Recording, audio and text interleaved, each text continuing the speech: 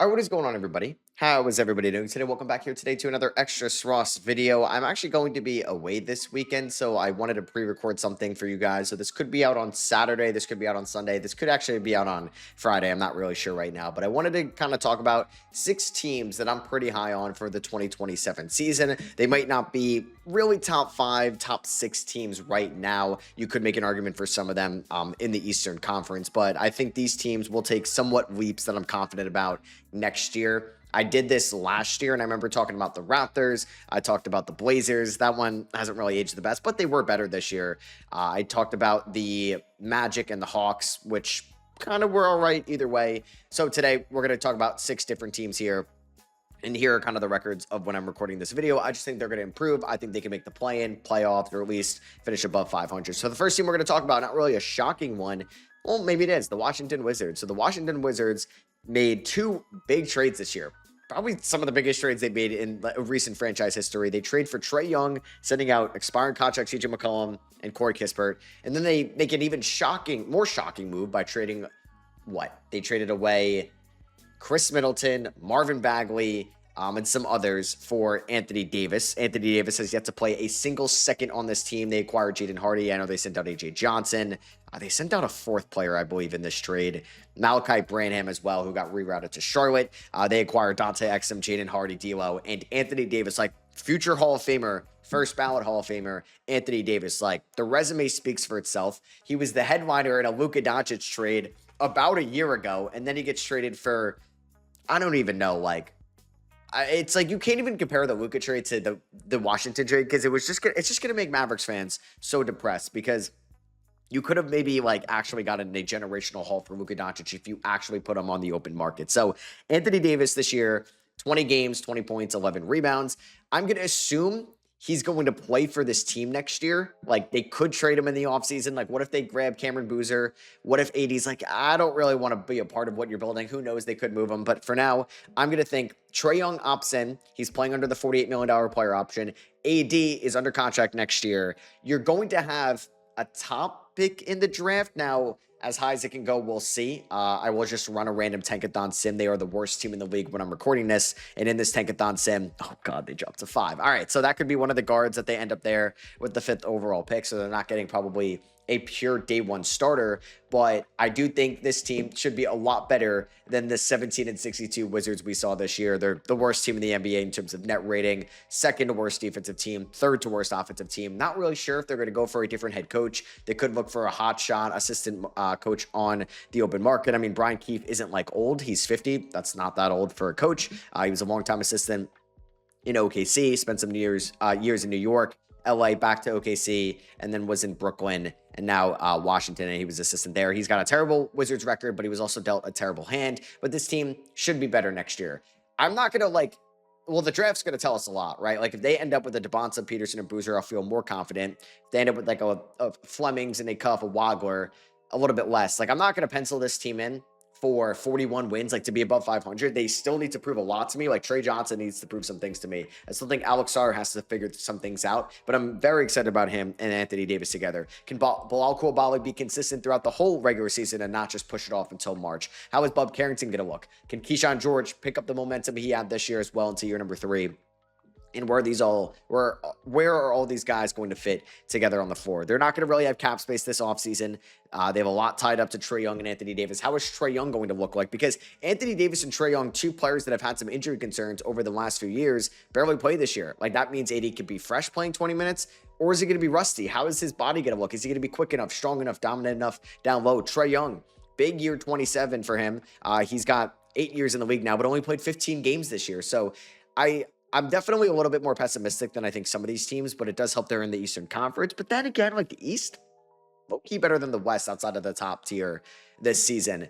I am excited, though, about the young core. I think they could take somewhat leaps this year. I should also mention Will Riley, who's been one of the better rookies this second half. I think he could even earn him an all-rookie team spot. Jameer Watkins has showed some flashes. Like, he's still a good athletic wing. Justin Champagnie, Julian Reese as well. They do not have a second-round pick, I believe, in this year's draft. It's just their top 8 protected first-rounder. I might have just lied. I think they might actually have 2 second-rounders or 3 second-rounders. So Yeah, we're gonna see them definitely add some things. I mean, I guess Tankathon can just tell me. Because the Knicks are getting their pick at 31. Washington has 51 right now and 60. Yeah. So I'm higher on the Wizards next year in terms of like they're gonna be better. I think I'm a little bit lower on guaranteeing they are a top 6 seed because I have no idea. Like nobody really knows how Anthony Davis and Trae Young is gonna look with this team. But I like Washington going forward. Next up, basically the Wizards of the Western Conference, the Utah Jazz. The worst record in the West right now as I'm recording this, 21 and 59. They have the fourth worst net rating, worst defense in the league, and they do have a relatively competitive offense. You could see their extensive injury report right now as you're watching guys like Bez Bang. You're watching Blake Hinson, Anderson Garcia at one point, Oscar Tshiebwe, John Conchar. I say Kennedy Chandler either way. A lot of names that you didn't think you were going to be hearing going into the year. But like Washington, they made a pretty big trade this year. They went out and they got Jaren Jackson Jr., who unfortunately only appeared in 3 games for the Jazz. And they're like, you know what? We're going to shut it down. We're going to tank. And they are having their chance, hopefully, at a top pick in the draft. We can run the lottery sim. And they don't get lucky either. They end up falling to 5 in this one. So if they get the number 1 pick, I'm pretty confident that they would take AJ DeBonsa. I know Cameron Boozer, the dad of Cameron Boozer, the son of Carlos Boozer, works in the Jazz front office, but all the signs are pointing to AJ being a Jazz, right? Ryan Smith, I'm pretty sure went to BYU, but I know he helped funds their NIL. He's very close with Kevin Young there as they gave a lot of money to AJ DeBonsa right down the road in Provo from Salt Lake City. And I think there's that connection right there that they would bring in. I think Danny Ainge went to BYU, correct? Yeah, he went to BYU. So there's that clear connection there, and AJ would be a Jazz. Now, I actually recently just did a rebuild on the Jazz, or I recently recorded one. What does the rotation look like next year if you end up drafting AJ DeBonsa? Because you have Walker Kessler, who's a restricted free agent. I'm going to assume they bring him back. You have Jaren Jackson Jr. as your 4. Markkanen's getting paid to be a starter, so he's your 3. Are you going to run out Ace Bailey at the 2, AJ DeBonsa at the 2? Because you have Keontae George in that backcourt as well. You're not drafting AJ DeBonsa number 1 overall to bring him off the bench. How does he look as a complimentary piece? Because he's going from like this super high usage guy at BYU where his, can I pull up his usage rate? On Tankathon, 34%, really freaking high. It might not even sniff that in the first like 2 to 3 years with the roster that the Jazz have right now. They're also about to be pretty expensive. I know they get off the Love and the Nurkic contracts, but you still have to pay Conchar. You have some of these rookie deals going up. Maybe they declined some of the 4th-year options on them. But next offseason, Keontae George eligible for a rookie extension. Are you going to give him $35 million? Jaren Jackson Jr.'s contract shoots up about 7% of your team's total cap space. Markkanen's making a bag. Walker Kessler this offseason is going to probably ask for $60+ million on the restricted free agency market. Ace Bailey's contract goes up. So this team is going to get very expensive very quick. I wonder if they would make a Markkanen trade. Do you pull a sell high on him this offseason? I'm going to just look at the lens. They're adding a top 5, top 6 pick in the draft. If I do another sim, they pulled a 7. Oh my God, that'd be terrible. I mean, they're projected at 4, so it's definitely a possibility. I like the Jazz right now have won 21 games. I feel more confident about the Jazz though being better next year than the Wizards, but it all really does come down to the draft because when you look at like the best asset on the Wizards, like young guy outside of AD Trae Young, is it Keyshawn? Is it Sarr? Is it Trey Johnson? It's probably Sarr, and then I would say Keyshawn, then Trey Johnson. And then for Utah, like I'm really confident about Kessler and Keontae George going forward. I like Ace Bailey a ton. Probably like him equal amount as I like. Definitely more than Trey Johnson. And I would say maybe equal to Keyshawn George moving forward as well. I trust Will Hardy. There's not going to be a coaching change, which could be for the better, could be for the worse. Like Washington, I think they should utilize that open market as I'm going to just kind of move my camera right there. I think that Washington should look at maybe, hey, we might have a top pick. We have Anthony Davis. We have some veterans. We have some young guys. Come be a part of what we're building here in the nation's capital. But I think Utah is going to be for sure in that play-in tournament range next year. I mean, right now in the Western Conference, the Warriors are the 10th seed, 37 wins. I think they can get easily in that range. And for the first time since 2022, which will be 5 years later, in terms of regular seasons, I love how I counted there, they will actually be playing meaningful basketball in the playoffs. So Utah, basically the West version of the Washington Wizards. So next up, the Charlotte Hornets. So this team's already good. Like this team is already the 6th ranked net rating in the league. This would be a team that you bring out last year for this year. But Charlotte is not guaranteed like a playoff spot by any means. So they're right now 43 and 37. Now, they need to be in the top 6, which I don't think is likely. I think it's going to be Toronto or Orlando getting that last spot, or Atlanta in some way, shape, or form. So Charlotte is either going to be the 7th seed, 8th seed, 9th seed. And like Embiid just been diagnosed with appendicitis, and he's undergoing surgery this afternoon as well. Like, this guy cannot catch a break. So I don't know where Charlotte's going to end up. They might make the playoffs. They might not. I would not want to play them in round number 1. Their expected win-loss is actually 52-28, which is mind-blowing. Like, their margin of victory this year is some of the best you have ever seen from a team. And like, they've taken the leap this year that we wanted them to take. And I'm very high on them next year. Like, I think people being lower on Detroit this year, but then seeing them exceed those expectations. Because, hey, I was here. I follow like all the big names. I'm tapped in, locked in to people's predictions, because I like to compare myself against other people. I don't think I can remember anybody that had Detroit as a top 3 seed, maybe even a top 4 seed in the Eastern Conference this year. I think I had them at 5. I'll react to my season predictions at the end of the year.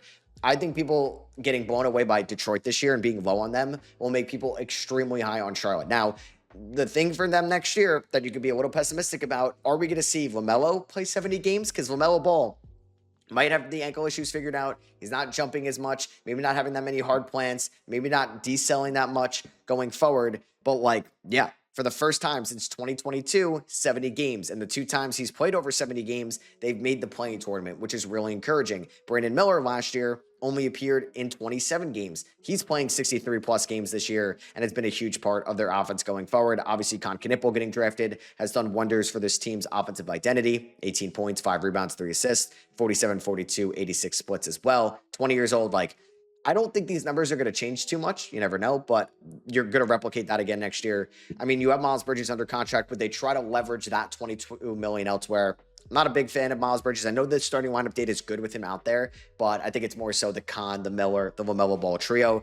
You expect an extension to be done with Kobe White. You traded Colin Sexton for him from the state of North Carolina, went to UNC. Something's going to get done. You'll have Trey Mann under an expiring. You're going to have Grant Williams under an expiring. You're going to have Josh Green under an expiring. So for 2028, that's going to be about $36 million off the books completely. It's going to be a big offseason and year for Salon and McNeely. And if these guys are going to have a role on the team, it's unfortunate that Trey Mann has not really done a lot for this team. And yeah, I think that $2.4 million for Moussa Diabate is getting guaranteed. They might even decline it and then re-up an extension, 3-year, 27 mil or something like that going forward. So it's hard not to be high on the Hornets for next year's season. It's one of the best offenses to watch in the league. They have the 4th ranked offense right now. 6th in net rating is insane. And if my Knicks went up against them in the playoffs, I would be absolutely terrified going forward. Their over-under was 27.5 wins, and they are going to go at least 43 and 39, but they could definitely get 45 wins. You might know by the time you guys see this video. They are also not going to have a lottery pick, or they might, because they might not make the playoffs, but they're going to have pick around 14, and they get pick 18 because it's a Suns Magic swap. And it was the worst of the two. But luckily for them, the Magic haven't been good this year, right? Like, you thought maybe the Magic would give them pick 24. The Suns have been pretty bad this year, so it's very close, or the Suns have been, good this year, which means that pick value has dropped. And they're going to get like 14 and 18 or around that range. And you can really add some bigs. You can add Koa Pete, Jaden Quaidens, Patrick Gungba, Hans Steinbach, maybe Axel Lenneberg falls, maybe Dame Mara is available there as well. And then there's plenty of wings they could like Amari Allen, Cam Carr, Alan Graves, Isaiah Evans, or Thomas Houck. So yeah, I'm high on Charlotte next year. I don't think that's really a hot take by any means.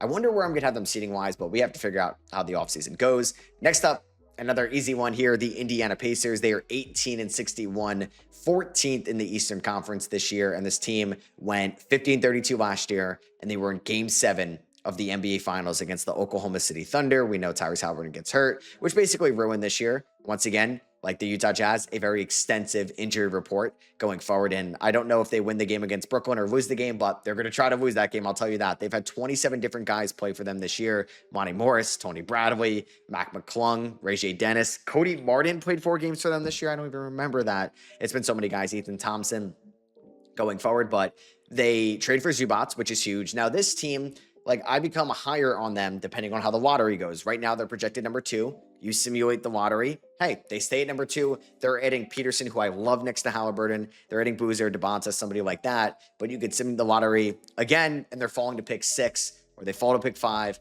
That pick's going to the Clippers. So honestly, that could affect a couple wins in the record sheet next year, depending if they keep their pick or not. Because if this team adds Peterson, Boozer, DeBonsa, or even Caleb Wilson, like, god damn, it's over, man. It's over for the Eastern Conference. This team might actually win 60 games next year or in 2028. Now, the one thing with them, too, is like, how good is Halliburton going to be out of the gate? He just recently played 5-on-5 for the first time. He's not going to play basketball in about a year and a half. Could be good, could be bad. Now, Halliburton, very shifty, likes to rely on his mobility, his fluid movements. And I would say he's not like an insane athlete, but I feel like does like to make athletic plays, jumping in the air, jump passes in general, finding guys in the corner. So how does he look off an Achilles tear? Nobody really knows yet. I mean, seeing Tatum play this well probably gives you a little bit more optimism how he'll look next year, but it's not a guarantee. And then you also have Siakam getting up there in age, but he's not like that old. He's 32 years old. So we'll see if there's any bit of regression next year. I don't think so. Siakam has been really good this year for Indiana. It looks like they got out of Miles Turner at the right time. You had Ivica Zubac, who I'm really excited to see with this team. I think that was a good trade for the Clippers. It becomes a better trade if they get that pick this year, but we'll see how the lottery treats Indiana. They might treat them nicely. We'll see. You have Aaron Nesmith. You have Andrew Nemhard, McConnell, Obi Toppin, solid pieces. J. Huff is a good backup center. Unfortunately, Johnny Furphy tore his ACL. I think Jarris Walker has been slightly disappointing this year, but I think they're going to give him runtime next year. But they could definitely make a trade. I wouldn't be surprised if they made a trade this offseason to shed some money, which means Obi could be on the move, which means Walker could be on the move. I don't think they're getting out of the Aaron Nesmith contract or anything like that right away. I don't know if Jones or Peter are going to crack the rotation that much next year. Having J. Huff under that contract, oof, that is a Kevin Pritchard masterclass, if I must say so. And yeah, this team, I mean, okay, say they add AJ DeBonsa or Peterson or Boozer, like they're probably going to be projected to win 53 games or something like that next year. If they don't and they lose that pick, they might make a move elsewhere. But then I think they could be projected to win around like 48 games because you got to give it a little bit of time for Halliburton to get acclimated again. Second to last team we have the Orlando Magic. Yeah, I talked about the Orlando Magic last year for this year. It's just like, am I going to do it to myself again? Now, you can look at the season. Maybe Jamal Mosley's not the coach next year. They've been a pretty good defensive team, again, even though they were better last year. They were a second defensive rating. Drop a little bit this year. They're 18th in offensive rating with Franz Wagner missing half the season. Jalen Suggs missing almost half the season. And then you never really got consistent playing time out of Paolo, Bane, Franz, Black, and Jalen Suggs, because I can actually just like pull up the lineup data from them this year, and you can see how many minutes in total they played together. So that's like the main five, and I think they played against like the Milwaukee Bucks recently like this, and it's been how many minutes? They have played. Well, I don't want to see. Have they've played with all of them on the floor? I don't know why Data Baller is not showing me. I can do this actually. Where's the lineup that I just wanted? Like, I know they played together, but maybe it's not showing me. Either way, like, I think you could be optimistic about it moving forward. It could be right in front of me, and I'm just completely missing it. And they do have, like, no, okay, so they don't have cap space. They don't have much draft capital to move because they gave it up in the Desmond Bane trade, but you have Wendell Carter's contract, which honestly, like 2 years, $37 million. I don't think it's an untradeable contract. You're going to save $7 million by waiving Jonathan Isaac. You have Badate's expiring contract. The thing is, you're going to have to give Black a extension this offseason or next offseason, and you're already paying Bane and Paolo $82 million, Ed and Bane, and that's $110 million, Ed and Jalen Suggs, and that's $140 million. So your starting five is going to be basically the whole salary cap with an Anthony Black extension looming, because they're already at negative $39 million right now. So that's going to be a big question mark. I'm going to assume Mosley is out, but hey, you never know if the Orlando Magic get healthy in the playoffs. They can upset the Pistons. They can upset the Knicks. They can upset the Celtics in round number 1, or at least go to game 7. It's like, all right, what could have been this year? They keep Mosley. We'll see going forward. They should be better next year. I know I said this last year. They should definitely be better next year. It's just, will Paolo go through some type of overhaul this offseason? Will he go through some different training? Will he actually play like he's a 6'10", 250-pound bowling ball who can get to the free throw line 8 times a night? Or is he going to play somebody that thinks he's Kevin Durant or Carmelo Anthony with his spot-up mid-range jumpers, his catch-and-shoot threes? Because if he wants to play like that, he better fix his shot in the offseason, or at least become a little bit more of a jump shooter. Orlando does not own a first-round pick in this year's draft. We talked about it before, how it's going to the Charlotte Hornets. But I do think this team is going to be better next year. And then the last team, the Dallas Mavericks. Now, the Mavericks should be better next year. You get a year 2 Cooper Flag. Hopefully, you get somewhat of a more healthy Derek Lively season. You have all these veterans like P.J. Washington, Daniel Gafford still on the team. I wouldn't be surprised They bring back Marvin Bagley. Who knows? Maybe Chris Middleton is back on this team next year. I'm not really thinking Klay Thompson or Caleb Martin's going to do much, but they could be back. You have Najee Marshall. Max Christie's not as much of a veteran, but is definitely there. But Najee Marshall undrafted? He was, right? And then you have Kyrie Irving returning, which is really big. And then you also might get a top pick in the draft. I simulate the lottery once. They're picking number 9, but hey, you're adding a top 10 pick regardless in this draft. And like my second spin, they go up number 1 and they select Darren Peterson, which will definitely affect their win total next year. I mean, the Dallas Mavericks going into this year were projected to win, 41.5 games. They're going to end up finishing well below that. And it is like unfortunate. They fire Nico Harrison. They barely get anything out of Anthony Davis. They trade him for pennies on the dollar. Kyrie Irving misses the whole year, but Kyrie Irving and Cooper Flag is going to be a fun duo next year. It really is. And Cooper Flag, like what he's done towards the end of the season, dropping 51 against Orlando, 45 against the Lakers, it gives you some encouragement that this team has its franchise player, which it does, and they can legitimately be a play-in tournament team next year and maybe a playoff team. It really depends on what happens with the lottery. Maybe they end up making a trade this offseason as well, because they do have plenty of tradable good contracts like Daniel Gafford. There would be a market for Daniel Gafford. There'd be a market for sure for PJ Washington, even though he's been underwhelming. There'd be a market for Najee Marshall. If they really wanted to trade Derek Lively, there'd be a market, but I think you'd be selling way too low on him. Dwight Powell will probably be back. I think they should bring back Marvin Bagley and or Brandon Williams, but you're going to clear up this $33 million from, what's his name? Chris Middleton. And then you're also going to have like Klay Thompson under an expiring. Caleb Martin, you're kind of screwed there a little bit. And then you might need a Max Christie extension. But this team should 100% be better next year. And I'm really excited to see year two Cooper Flag, way less drama with Nico Harrison out of the building. And hopefully, I guess for their sake, like you had Darren Peterson as a combo guard next to Kyrie. You had AJ DeBonsa, which I don't know if I love next to Cooper Flag. You figure it out. It's a good problem to have. And then you have Cameron Boozer, this do-it-all forward next to Cooper Flag. Also, another great fit could be Caleb Wilson. All the guards make sense. It's not like you're Brooklyn or maybe Utah, Washington, where it's like, all right, do we want to take a pure point guard? We kind of have them on the roster. Like for Dallas, you're either taking somebody that's going to play next to Kyrie Irving, that's going to back up Kyrie Irving, or is going to replace Kyrie Irving down the line. And I think you can't really go wrong there, especially with Kyrie probably not playing back-to-backs next year, or at least not right away. But this is the guy that can bring you to the promised land. So that is going to be for me. Those were kind of 6 teams that I think should be better next year than they were this year, that I'm pretty high on. I guess ranking in order that I think that they can make the playoffs. So we talked about Washington, Indiana, Utah, Dallas. We talked about Orlando, and we talked about Charlotte. I would say Indiana, probably the favorite out of the group to make the playoffs next year. I'll probably go Charlotte 2. I'll probably go Utah 3. I'll go Washington 4, Dallas 5. And then who's my 6th team again? Why am I just drawing a complete blank on who my 6th team was that I literally just talked about? I talked about, in Orlando. I would probably put Orlando at the top of making the playoffs. So like Indiana, it's tough. I'll go Indiana, Orlando, Charlotte, Utah, Washington, Dallas, and then I think that's it, right? Either way, I'm just losing my mind in general. So I hope you guys enjoyed. I hope you did. Drop a thumbs up if you did. Let me know maybe a team you're higher on next year. Maybe it's a team I didn't mention. Maybe you like Portland. Maybe you like Atlanta even more than how they've been this year. Maybe you like Toronto. Maybe you're a Sacramento or Brooklyn guy. Maybe you're a Golden State guy. Let me know down below what you guys think. Catch you on the next one. Peace out.